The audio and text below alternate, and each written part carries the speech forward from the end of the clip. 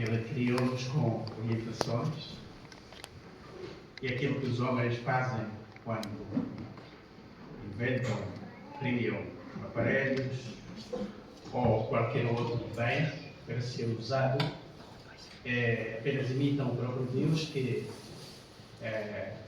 cria, mas também traz consigo um manual de instruções para que cada um de nós possa viver da melhor forma. E a palavra do nosso Deus, entre outras coisas que faz na nossa vida, é também mostrar o caminho que devemos seguir. Nós dizemos que para os antigos, sobretudo para os do Oriente, a vida é vista ou é comparada com um caminhar diário. Então, praticamente das leituras dos textos de sabedoria dos povos orientais, não só textos bíblicos, mas também muitos outros textos que já apareceram na história, mostram que esse é o entendimento que eles têm. Uma vida, ou viver uma vida, é como fazer uma viagem. E para que a viagem corra bem, já que há muitos outros fenómenos que atrapalham a caminhada, então é preciso uma boa orientação, é preciso luz, é preciso uma boa visão para que quem caminha, portanto, minimize os danos contrários da viagem que está a fazer. Então os antigos usavam muito esse andar, não é? A peregrinação. Nós veremos que isso está patente nas culturas, praticamente todas, algumas já perderam essa visão, mas nós sabemos que há sempre uma ideia de peregrinação, em qualquer religião.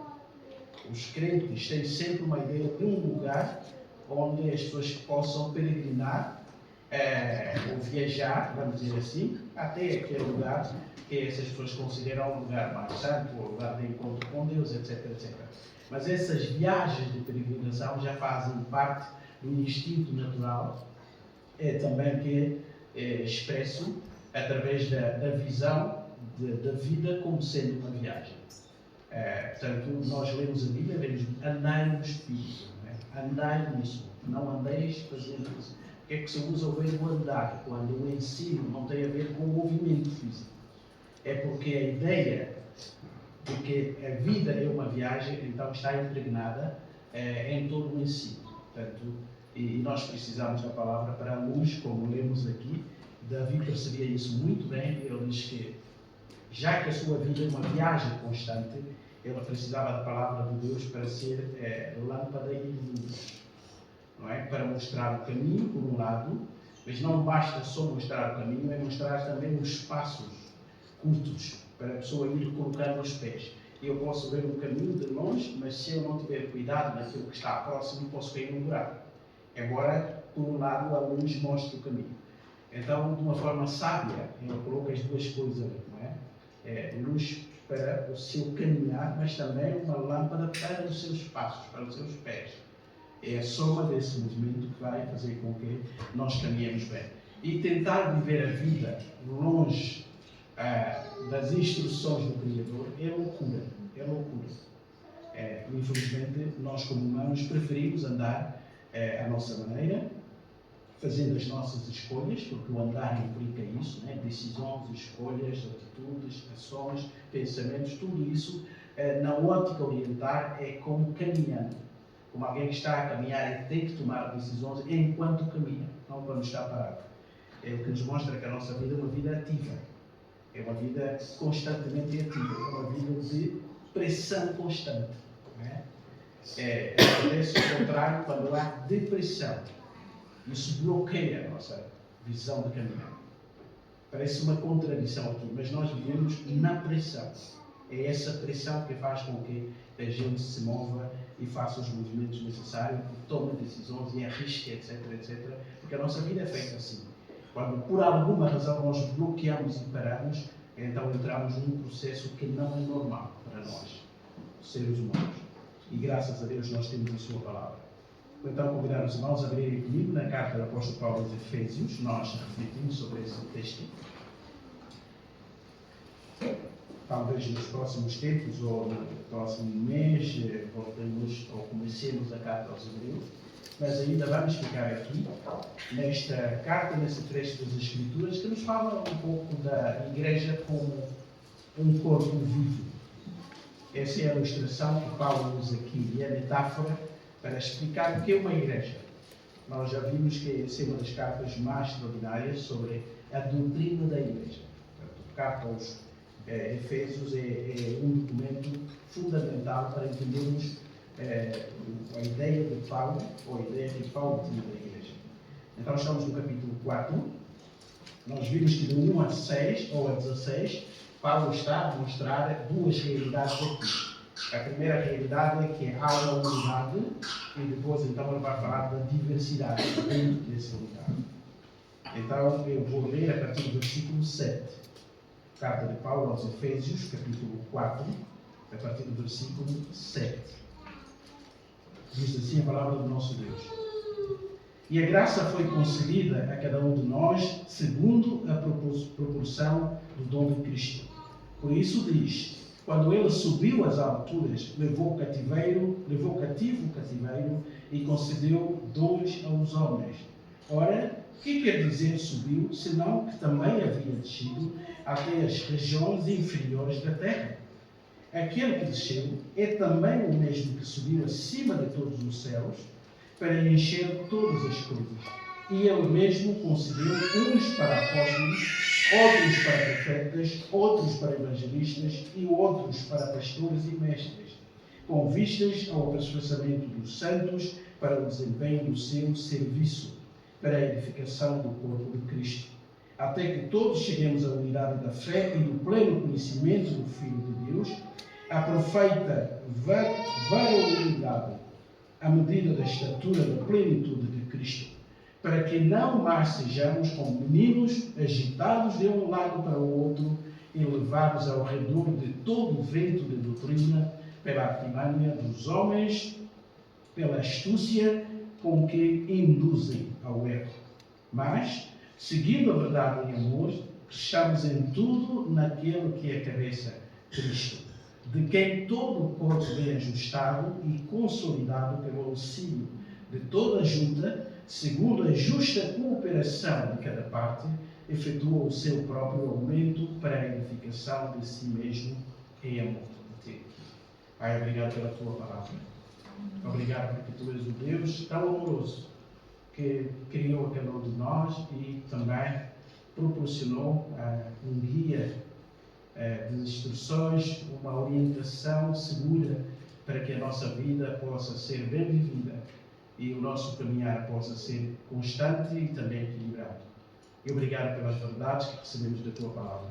Pedimos o teu auxílio neste momento para que cada um de nós possa ouvir a tua voz esta manhã e possa também, com a ajuda do Espírito Santo, aplicar essas verdades à sua própria vida. Ajuda-nos também a comunicar essas verdades aqui, sendo leal àquilo que elas dizem e também, Pai, peço a tua ajuda para que eu possa ser claro nessa comunicação. É isso que eu te peço e te agradeço, no nome do Senhor Jesus. Amém. Amém.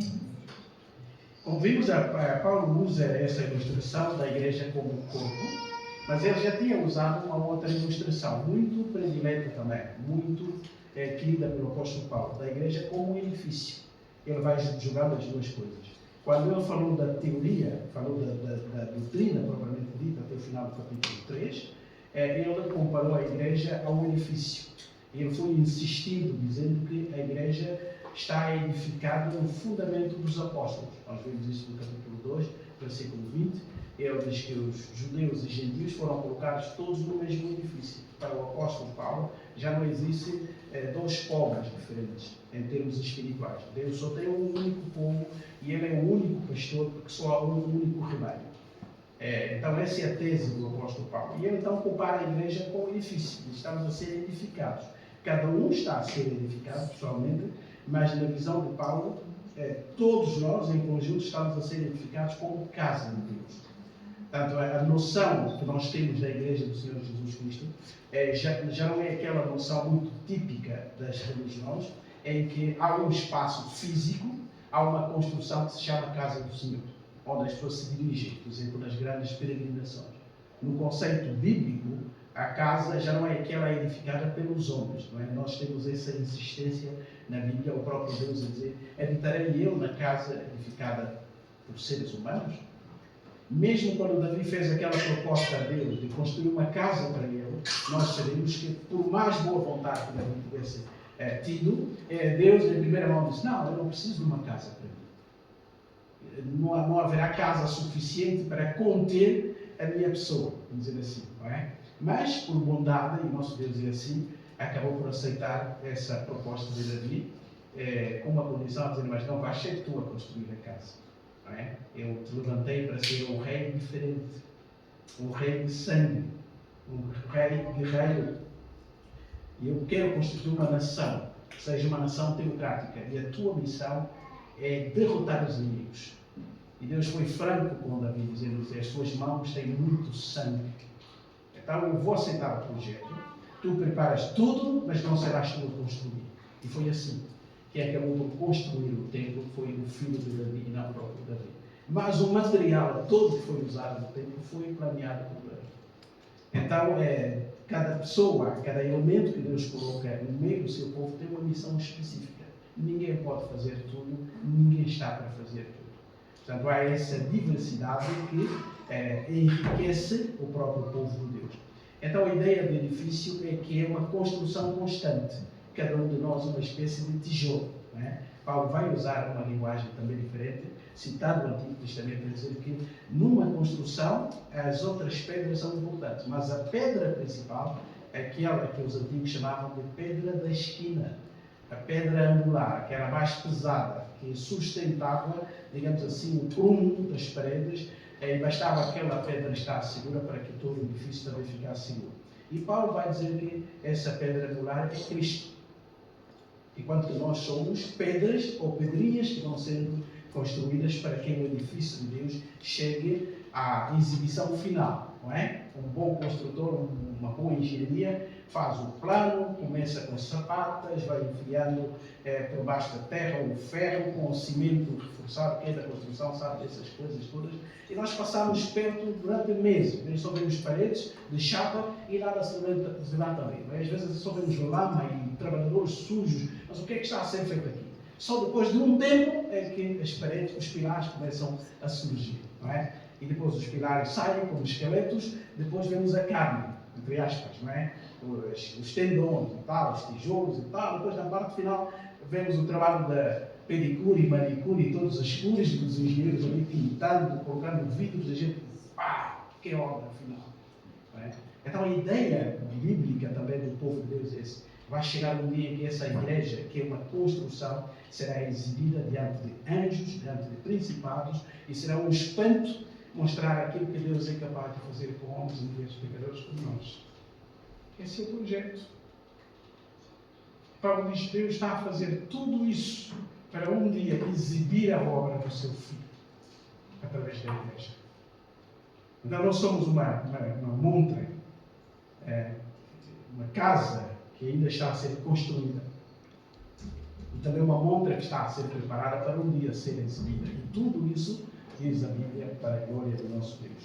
Então Paulo vinha dizendo isso, por isso é que ele disse aos Efésios: a minha oração é que vocês conheçam o amor de Deus, que é a profundidade do amor de Deus. É assim que ele termina no capítulo 3.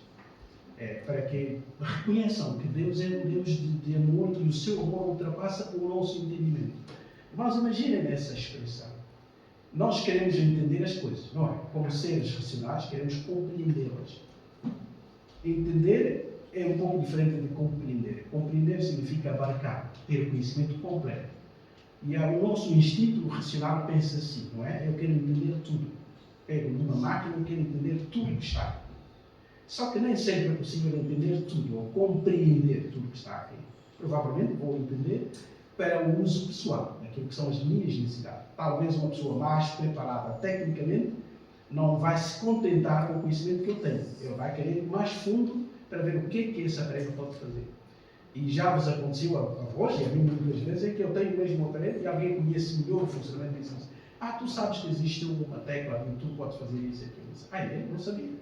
Usou o telefone, a pessoa pega aquilo, pode fazer isso. E eu, como dono do telefone, nem sequer tinha ideia daquilo que eram as tecnologias incluídas aqui. Então, raramente nós compreendemos de facto as coisas, e muito menos a Deus, e muito menos a forma como Ele trabalha. E Paulo diz que ele orava por aqueles irmãos para compreender, por isso é que ele tentou usar aqui a geometria, dizer, compreender, não é? Com todos os santos, a largura, o comprimento, a altura e a profundidade, e compreender todas essas coisas, portanto, para nos tornar capazes de ter toda a plenitude de Deus, como se fosse possível. O que é que Paulo está a dizer? Eu oro para que a cada dia da vossa vida vocês possam saber um pouco mais sobre Deus, possam amá-lo muito mais, possam saber o que Ele fez na vida de cada um e, como resultado desse conhecimento, o possam amar mais e servir. É por isso que ele vai agora à prática, porque a teoria não é tudo, a teologia não é um fim em si mesmo. Uma pessoa pode ser um bom teólogo, uma igreja pode ser bem bíblica, firmada, com doutrinas todas estabelecidas, mas esse não é o suficiente. Pode ser ortodoxia seca, ortodoxia intelectual apenas. Não está nada de errado nisso. Aliás, é um bom princípio. Por isso é que a Bíblia, sobretudo as cartas, começam sempre com doutrina. E a doutrina é fundamental. E eu quero usar aqui mais uma vez a estrutura do prédio ou do organismo. A doutrina é como o esqueleto. A doutrina é como os pilares do prédio. Ferro reforçado ali. Cimento bem duro, porque eles é que sustentam. Depois as paredes podem ser partidas e trocadas, e podemos inventar um dia, se quisermos, podemos colocar uma parede aqui, outra ali, etc. Mas não podemos mexer nos pilares. Mexer nos pilares e mexer na estrutura do prédio. Não é? E normalmente as câmaras não permitem. Nós podemos dividir essa sala em 5, 6, 4, 10 partes e provavelmente não teremos problemas técnicos, mesmo que houvesse uma vistoria aqui. Mas se começarmos a mexer nos pilares, qualquer vizinho disser assim, olha, só mexer nos pilares do prédio, nós teremos um problema, porque estamos a mexer com a estrutura. E a mesma coisa com o nosso corpo também. Nós temos o esqueleto, e a doutrina é como um esqueleto. Se alguém tirar os ossos todos do nosso organismo, nós vamos ser uma massa inerte, todos no chão. Então, que nos mantém assim, com movimentos, elasticidade, etc., é a estrutura mais dura, cheia de cálcio, que é o esqueleto. E a doutrina é fundamental. Só que o esqueleto não é um corpo completo. É só uma parte, é só uma estrutura. Ela precisa ser preenchida, porque há outros sistemas que precisam funcionar até para o próprio esqueleto também ter a sua mobilidade clara. Não é? Então a Bíblia usa as ilustrações naturais para nos fazer entender as verdades. E Paulo já tinha dito isso. Não é? Ele começa com a prática, mostrando que há uma unidade. A igreja é uma unidade, é um corpo uno. É isso que ele tratou nos versículos 1 a 6. E essa unidade não é inventada pelos crentes. É uma unidade divina. Tem origem divina e é o próprio Deus também que trabalha para que essa unidade exista. Mas o desafio do Paulo é que nós temos que fazer tudo para preservar a unidade. Como diz o versículo 3. Não é inventada por nós, ela é criada pelo Espírito Santo, que salva, que integra, que aplica a salvação e integra as pessoas no corpo de Cristo, mas é preciso manter, preciso preservar, é preciso zelar por essa unidade, porque facilmente nós estragamos a unidade. Nós não somos muito bons, somos peritos em estragar, em desunir e não em unir. É quase um contrassenso isso, por isso é que a ajuda do próprio Deus tem que estar lá. Na física, aqueles que gostam de física, há duas leis básicas. A primeira lei é chamada lei da termodinâmica, que é conhece a física sabe, que é uma energia dentro do sistema artificial mantém-se, não é mais ou menos, em termos simples, não é? Tanto a energia gasta como a energia introduzida, normalmente é um equilíbrio de manutenção. Mas há uma segunda lei da termodinâmica que se chama a lei da entropia. O que é que essa lei quer dizer? É que num sistema organizado, ou seja, a tendência daquilo que existe num sistema físico, estamos a dizer, é sair do organizado para o desorganizado. Em todas as coisas disso. E nós podemos verificar isso. Não é? A lei da entropia acaba por dominar a nossa vida. Os irmãos experimentem fazer uma viagem, preparar uma mala, colocar a roupa toda, a arrumadinha, lavada, repassada, colocam. Depois chegam no sítio, no hotel, onde vão estar sempre, seja lá o que for, e começam a ver qual é o processo natural. as coisas não vão ficar mais organizadas do que estavam quando nós temos. Não. A tendência natural é de ficarem mais desorganizadas. É quase sempre assim. Há uns que são um pouco mais arrumados, mas outros, quando chegam no sítio, facilmente tudo aquilo fica uma confusão. Às vezes até parece que temos coisas a pôr na mala. Né? Um dia coube tudo lá dentro. Mas de repente nós tentamos colocar as coisas, parece que a mala já é mais pequena. Essa é uma ilustração básica, não é? Portanto, pode até parecer ridículo, mas é assim toda a nossa vida. Até naquilo que foi organizado, não é? Nós vamos ver que naquilo que foi criado, mesmo o mundo, as galáxias, nós vamos ver que a lei da entropia continua. As coisas não são mais organizadas do que o início. Essa é a tendência natural das coisas. A tendência natural discute-se quando é que isso começou. Não é? Falavam professores de física crentes. Quando é que isso começou? É com o pecado que essa lei entrou em funcionamento ou já estava lá antes? Se já estava lá antes, o que é que provoca essa desestruturação que é muito mais prejudicial muitas vezes do que organizada? Não é? E essa é uma luta médica também hoje em dia. Às vezes quando uma pessoa tem um problema de cancro localizado, às vezes os médicos lutam com aquela ideia de que vamos operar ou não. Porque há informações que nós não recebemos, mas que é uma luta da parte dos médicos. Porque às vezes mexer num corpo que sabemos que é maligno, nós, se não formos capazes, e se somos capazes de tirar todo aquele mal, ou ao mexermos ali nós podemos criar mais desordem e acelerar até a diversificação do problema em todo o organismo. E muitas pessoas passam por esse processo. A coisa era controlada, mas uma operação acaba aparentemente por ajudar, mas por outra também acelerar a própria disseminação das células prejudiciais. Porque a tendência é essa, do organizado para o desorganizado, tanto para o bem como para o mal. E Paulo sabia disso muito bem. Então ele vai exortar a igreja, primeiro enfatiza a unidade da igreja, e os crentes devem fazer tudo para manter a unidade. Porquê? Porque a segunda lei da entropia afeta a nossa mente, afeta as nossas escolhas, afeta os nossos relacionamentos. Facilmente nós criamos distúrbios onde havia tranquilidade e paz. Há uma tendência nossa interior e nós sabemos que isso é causa do pecado. Mas Paulo não fica na unidade só. Diz assim, há uma unidade e essa unidade é segura. O que vocês devem fazer é apenas mantê-la, preservá-la contra tudo. Mas também a igreja é muito mais do que uma unidade só. Então Paulo vai dizer que também há diversidade dentro da igreja. Então ele vai usar essas palavras aqui, presentes, para explicar a importância da diversidade dentro da unidade. Não é? Nós vimos palavras a igreja é uma espécie de universidade. Então Paulo diz, e a graça foi concedida a cada um de nós segundo a proporção do dom de Cristo. Então, se temos um único Senhor, a mesma salvação, a mesma fé, o mesmo batismo, o mesmo Espírito que nos integra no corpo, tudo isso é unidade. Então Paulo diz, mas também a graça dada a esse corpo uno é uma graça que privilegia ou destaca a diversidade. Por isso é que a graça foi concedida a cada um de nós de formas diferentes. Essa é a ideia de Paulo. Nós não somos, Deus não faz as coisas naturais em forma de produção em série. Nós sabemos que o ser humano é tendencioso a criar coisas de produção em série. Então, os sábios podem fazer 1000 aparelhos desses, com o mesmo tamanho, as mesmas medidas, nunca totalmente igual. Mas podem fazer uma série, milhões vendem no mundo, depois outra série. Essa é a forma do ser humano tentar fazer a multiplicação. Mas Deus é perito. Ele não faz as coisas em série. Não há produção em série para Deus. Mesmo os cães têm diferenças, os homens têm diferenças, as baratas têm diferenças.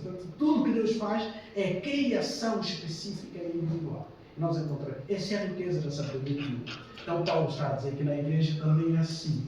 E Cristo deu esse dom. Por isso é que ele usa então a ilustração da vida de Jesus Cristo. Quando é que ele deu esses dons? Não é? Ele vai citar o Salmo 68 para dizer aquele que subiu às alturas, não é? Depois de ter estado aqui, levou cativo e cativeiro e concedeu dons aos homens. Há muita interpretação aqui nesse texto. Entendo apenas como, na base do contexto histórico, daquilo que acontecia quando um vitorioso ganhava a guerra. Um rei ir a combate, ganhava. O que é que fazia normalmente? Trazia escravos, né, presos de guerra, quando voltava à sua cidade, mas também trazia bens, bens recuperados dos inimigos. Era muito importante isso depois de uma guerra. Não era destruir tudo, não. Destruir aquilo que devia ser destruído e manter aquilo que devia ser mantido. Só quando Deus dizia, olha, não guardem nada, queimem tudo, ali sim. Mas quando não era assim essa ordem de Deus, normalmente o gado, os bens, as plantações, a vinha, etc., tinha que ser preservado, porque isso já é nosso. Então, quando os reis voltavam nas grandes lutas, então exibiam os presos, não é? Que iriam morrer depois, praticamente todos, mas primeiro tinham que ser exibidos, não é? Como vencidos, envergonhados. E o que acontecia no mundo antigo, com muita frequência, era ter deixados nus, portanto, desprezá-los publicamente. Não é? Desprezo. Era um perfume para a morte, enquanto as senhoras exibiam pétalas cheirosas, aqueles escravos, todos amedrontados, sabiam que hoje ou amanhã vamos morrer. Mas por outro também o rei exibia os presentes, né? Dava presentes ao povo, os bens conquistados. Né? Então é uma forma de mostrar que dominou, foi lutar pelo povo, estava instituído. Essa é a ideia que temos aqui. Então Paulo está a dizer, Jesus veio e desceu a lugares mais baixos, para não complicar, dizer assim, ele se tornou humano. Foi mesmo aqui o nível mais baixo. Depois da ressurreição, ele subiu ao nível mais alto. Não é? Para então conceder dons aos homens. E ele levou cativos cativeiros. E aqui a ideia é dos inimigos de Cristo já foram vencidos. Cristo já os venceu. Só falta a execução final. A morte, o diabo, os demônios, tudo aquilo que atrapalha a vida dos crentes já foram vencidos por Jesus Cristo. Ainda estão em atividade, de certa forma, mas limitados. Um dia será a declaração final e condenação final. Mas Cristo fez tudo isso e concedeu dons aos homens. Quando ele subiu na sua ressurreição e ascensão. O que Jesus voltou a fazer lá? Mas se lembram quando ele se ressuscitou? Uma amiga, uma senhora, quis agarrar. Ela disse, não me toques ainda. Assim para o meu pai. Mas depois ele esteve com os discípulos. Eu perguntei, quando é que ele foi para o seu pai? Quando ele ascendeu, finalmente, ou foi dar uma declaração da sua vida? Mas esse é um problema teológico.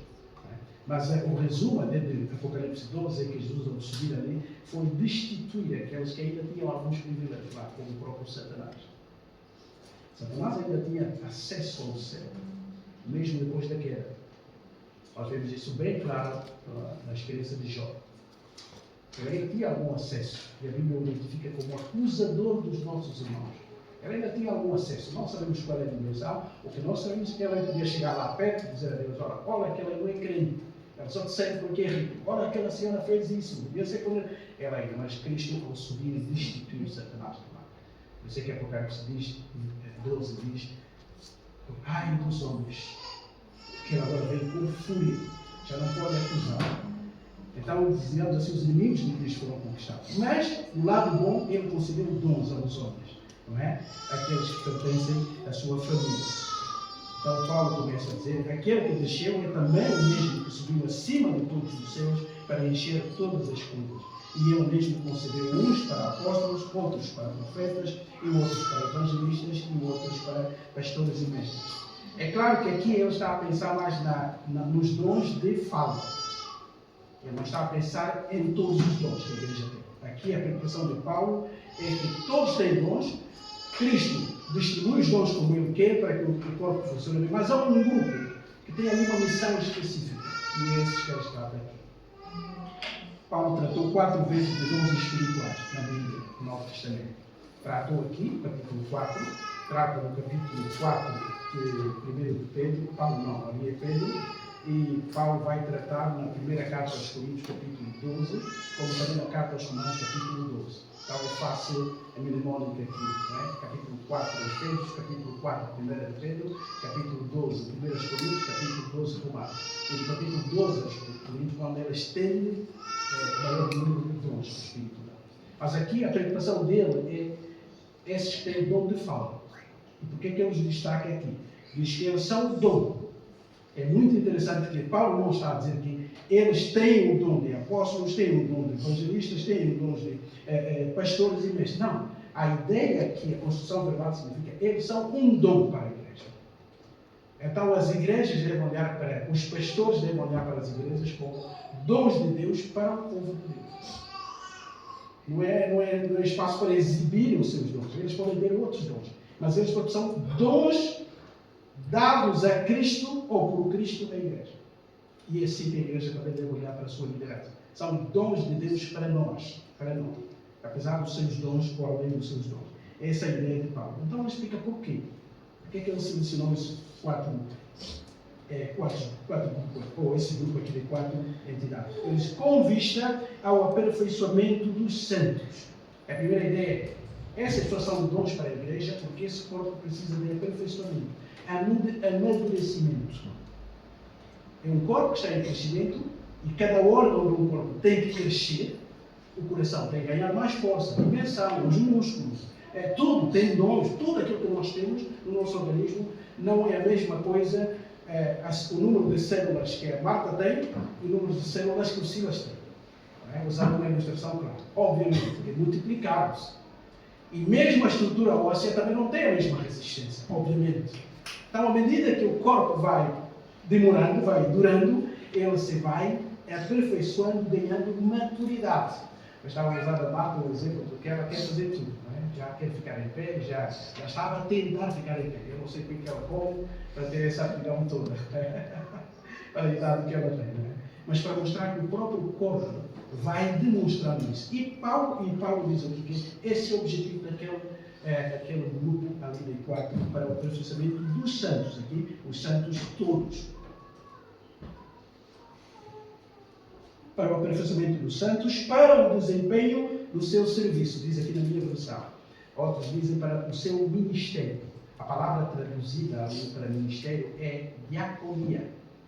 Então, todos os membros do corpo de Cristo são uma espécie de diáconos. O diácono é aquele que serve. Então, se Cristo deu dons à igreja, tanto geral como a local, então tem que haver, esses dons devem estar em serviço. Essa é a ideia. Não basta ter o dom em si. Talento que não é usado não funciona. Não, tem que entrar em serviço, em diaconia. E normalmente a diaconia é um serviço prestado a outros também. Para a edificação do corpo de Cristo. Nós vamos ver qual é o objetivo final disso tudo. É aquele grupo que Deus colocou à igreja, deu como dom, é a capacidade que o Espírito Santo dá a cada crente dentro de uma igreja. Qual é o propósito final? Edificação do corpo. O corpo tem que ser edificado, porque é um organismo vivo e cada parte deve contribuir para essa edificação. E o corpo é de Cristo. Repara, presta atenção. O corpo é de Cristo. Daqui para aqui é o corpo, nós. Mas esse corpo não termina no pescoço. Tem uma cabeça, que é Cristo. Por isso é que o corpo é de Cristo. Essa é a ideia.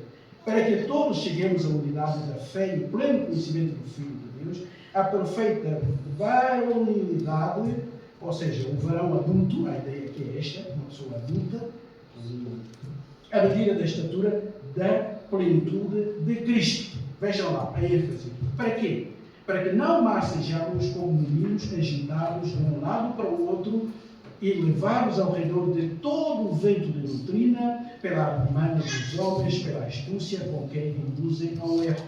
Paulo está a dizer, essa edificação de Cristo também tem um lado protetor. Por quê? Porque há tanta coisa ensinada por aí. Não basta estar num grupo que se chama igreja. É preciso saber o que é que se ensina nessa igreja. Qual é a estrutura óssea dessa igreja. Quais são os pilares que constroem aquela companhia. Há tanta coisa hoje, tem o nome da igreja, às vezes com um nome, com um título bem tradicional, bem histórico, mas a gente ouve o que se ensina ali, não tem nada a ver com aquilo que Cristo. Reparem, em Cristo, por Cristo, de Cristo, como Paulo enfatiza. Tudo tem a ver com Cristo, porque Ele é a cabeça. Então, para que ninguém fique na infantilidade permanente, é o nosso caso muitas vezes, os anos da vida cristã vão aumentando, mas parece que não crescemos muito nas nossas atitudes, na maneira como servimos, na maneira como valorizamos os outros, na maneira como servimos ao Senhor. A alegria, parece que fazemos um favor a Deus quando o servimos. Isso é falta de maturidade cristã. E Paulo está a dizer, o objetivo é que nós não nos deixemos enredar, e ele usa aqui a rede, não é? Que apanha o peixe, porque há muitas doutrinas que não unificam. E o objetivo é que não caiamos mais no erro. Mas segundo a verdade, em amor, cresçamos em tudo naquele que é cabeça, algumas pessoas aqui dizem que é cabeça, no masculino, esquece uma contribuição gramatical aqui, mas pode ser a cabeça ou o cabeça. A única diferença aqui é que aquela é fonte. E a ideia aqui é exatamente isso. Não é só a origem, mas também a fonte de tudo. É aqui. Esta parte aqui é fundamental para a nossa vida. E nós sabemos hoje, a medicina da área da neurologia veio ajudar muita coisa sobre a nossa vida. Quando aqui se complica, o resto do corpo fica apenas uma matéria sólida e inerte. Quando a comunicação daqui já não chega aqui, a nossa mão não pega, eu não posso piscar. Mesmo que chegue uma coisa quase a furar o meu olho, se o sistema nervoso não mandar informação e alerta, eu não vou fechar o olho. Posso ficar furado. Quantas pessoas, não é? A doença, o presente dos próximos tempos é a doença neurológica. Eu tenho uma dor, uma ferida, por mais aguda que seja, eu posso ser amputado e ficar sem membro, mas proteger o organismo. Mas quando a doença chega aqui, começa aqui, eu perco a sensibilidade nervosa, acabou tudo. Acabou tudo. Então Paulo queria mostrar que tudo depende da cabeça, isto tem que estar dentro da cabeça e debaixo ao óleo da cabeça. E de Cristo ele termina dizendo de que todo o corpo bem ajustado e consolidado pelo auxílio de toda a junta, segundo a justa cooperação de cada parte, efetua o seu próprio aumento para a edificação de si mesmo em amor. Mas nós vamos ver aí quantas vezes ele diz em amor, nesse capítulo, ele vai repetindo, não é? Temos o capítulo 3, em amor, versículo 15, em amor, versículo chegamos aqui no capítulo 4 e ele vai, versículo 2, tudo isso tem que ser feito em amor, não é mecânico. O organismo é vivo e todo o serviço deve ser feito em amor. E o amor na Bíblia é aquela característica que se doa. Quem ama tem que doar-se. Não há outra forma de amar. Não há amor platônico, que não é com os gregos. Eles podiam ter amor platônico. Na Bíblia, o amor é sempre uma doação e autodoação. Agora, vai insistir para dizer que o serviço tem que ser feito em amor e sempre uma dependência do cabeça. Essa é a diversidade da igreja e louvamos a Deus porque somos todos diferentes, com dons diferentes, com capacidades diferentes, para preenchermos vazios diferentes e Deus, na sua sabedoria, vai manter a sua igreja ativa. Qual tem sido a nossa resposta? Qual tem sido o nosso papel nesta igreja local? Cada um faça essa pergunta. E como é que tem sido? Por amor? Na dependência de Cristo? Ou não? Então, o Espírito Santo fala em cada um de nós e nos incomoda, por caso, para sermos a servir a Cristo, por amor a Cristo, em amor à sua igreja, contribuindo para uma edificação saudável dentro do corpo de Cristo. Amados, hoje o nosso culto inclui, para além da festa de celebração do pão, nós vamos também celebrar a ceia. Vou pedir já aos nossos irmãos para nos ajudarem aqui, na mudança da mesa para aqui. E queria dizer que calha muito bem isto, não há calhar, não é? Foi bem organizado. Nós temos a nossa rentrée da Escola Bíblica Dominical, temos a ceia do Senhor, temos o almoço comunitário, então é tudo festa, de certa forma expressar também essa ideia do corpo. Então, nada contra que somos corpo, precisa ser amado. Vamos louvar o nosso Deus antes de celebrarmos a ceia e cada um nesse espírito pensar nos ensinos de Paulo. Esse é o lado bom da prática. Vocês irmãos já sentiram isso? Há algum tempo eu gostava só do lado da teologia, porque ajudava a minha cabeça, a estrutura, a lógica. Eu chegava ali e entrava nessas partes, mas agora andar e dizer, eu só ficar ali naquilo, alimentar a minha mente.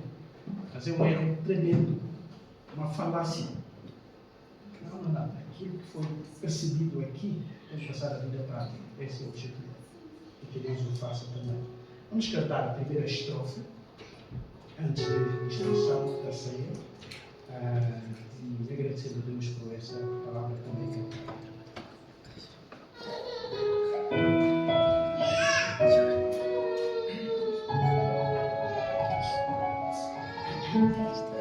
A primeira estrofe e também o refrão. Podemos cantar.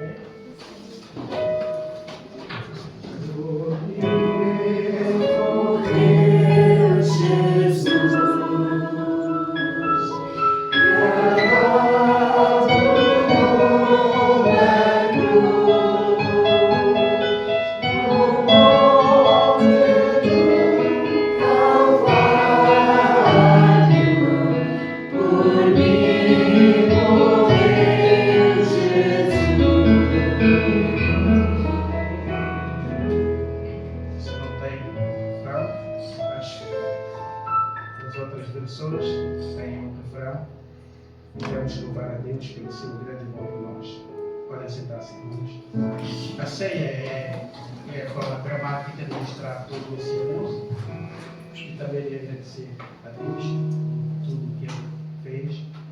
O Senhor deixou esse ensino dramático ou dramatizado para ficar bem presente na nossa mente. A nossa mente capta mais e guarda mais aquilo que vê do que aquilo que ouve. Jesus ensinou muito, mas Ele, como bom mestre, teve que representar o seu ensino. Então, no fim, mostra isso. Normalmente na ceia participam aqueles que já entregaram a sua vida ao Senhor Jesus Cristo, aceitaram essa mensagem de que Cristo morreu por eles, e demonstraram também através de símbolos, mais uma vez, uma dramatização física do batismo na água, morrer e ressuscitar com Cristo, para viver uma nova vida com Ele. E, sendo membros da nossa igreja ou irmãos de outras igrejas que estão conosco, não temos essa limitação, então podem participar. Mas que haja essa base doutrinária, porque senão não faz sentido nenhum. Participa aquele que já participa, já está em Cristo espiritualmente, e vê os símbolos como algo que foi feito por Ele, que Ele já aceitou. Quem ainda não fez, não faz muito sentido. E participar dessa forma pode até ser prejudicial, como diz o apóstolo Paulo. E mesmo entre os crentes, ele diz que tudo tem que ser feito em espírito de comunhão, uns com os outros.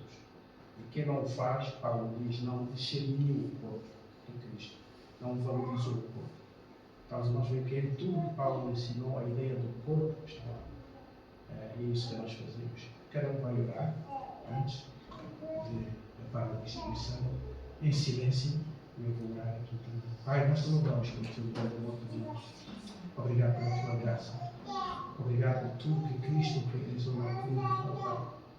Obrigado porque nós somos um corpo que depende da unidade que vem de ti. Um só corpo, uma só fé, uma só verdade que nos guia, um só Senhor, um só Deus e Pai, um só Espírito que nos batiza em Cristo Jesus. E nós te agradecemos porque tudo isso é obra tua. Nenhuma participação nossa toda. Mas obrigado por fazermos parte deste corpo. Ajuda-nos a manter, a preservar a unidade pelo vínculo da paz. E a funcionarmos, a agirmos, a servirmos a tua igreja como partes deste corpo, com as capacidades e dons que tu concedeste a cada um de nós. Obrigado mais uma vez pelo teu amor em Cristo Jesus. Amém. Cristo pegou um pão, ele deu graças e distribuiu aos discípulos. E essa é a ordem que nós seguimos também.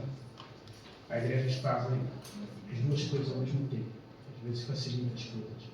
Mas como não somos tantos assim, já podemos fazer como temos feito até aqui. Vamos orar, agradecendo a Deus pelo corpo que foi dado por nós, representado pelo pão. E quero enfatizar aqui.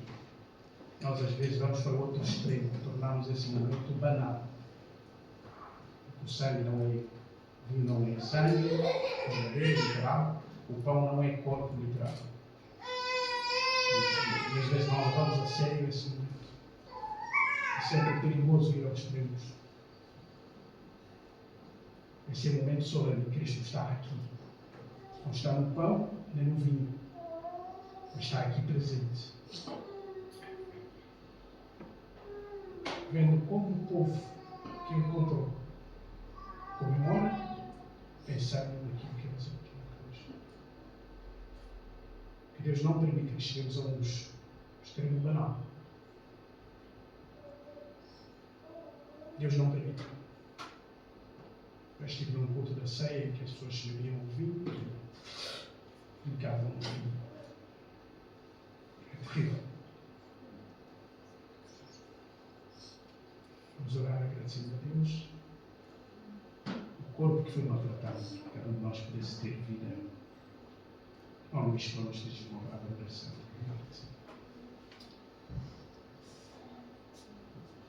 Senhor, Pai, estamos aqui